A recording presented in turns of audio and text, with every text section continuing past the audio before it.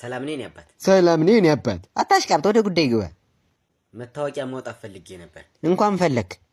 ነገና ትናንት እኮ ነገና ብለህ መልሰህ ነው የመጣሁት። ኦኬ፣ ትናንት ነው ልጅ ነህ እንዴ? አዎ፣ አስታወስከኝ? እባክህ አላስታወስኩም።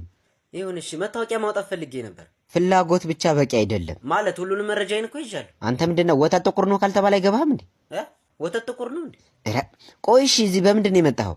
በእግሬ ነዋ። አዎ፣ በእግርህ አይደለም እሺ መምጣት ያለብህ በሌላ ነገር ና። ማለት አልገባኝም።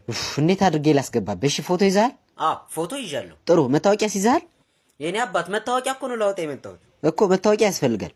መታወቂያ ለማውጣት ምን አይነቱ? እሺ፣ ንግድ ፍቃድ ይዘሃል? እኔ ነጋዴ አይደለሁም። መንጃ ፈቃድስ? ትቀልዳለህ እንዴ? መንጃ ፈቃድ እኔ በፈጣሪ ፈቃድ ነው የሚኖረው። የኔ አባት ተማሪ ነኝ። መታወቂያውን ትሰጠኛለህ? አትሰጠኝም? በጣም ጮክ አፈላህ። እኛ ቀበሌ እንኳን አፍልተህ በርድህም በመከራ ነው። ተመራቂ ተማሪ ነህ?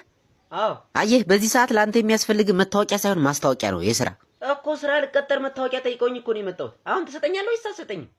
ባልሰጥህስ? ባትሰጠኝ? አዎ እኮ መታወቂያውን ባትሰጠኝ? አዎ። ለምንድን ነው የማትሰጠኝ? አዎ፣ እንደዛ ነው የሚያዋጣ። በል 8 ቁጥር ሂድ። 8 ቁጥር እኮ ናት ወደ አንተ የላከችኝ። ልታለቅስ ነው እንዴ? በቃ ይሰጣል።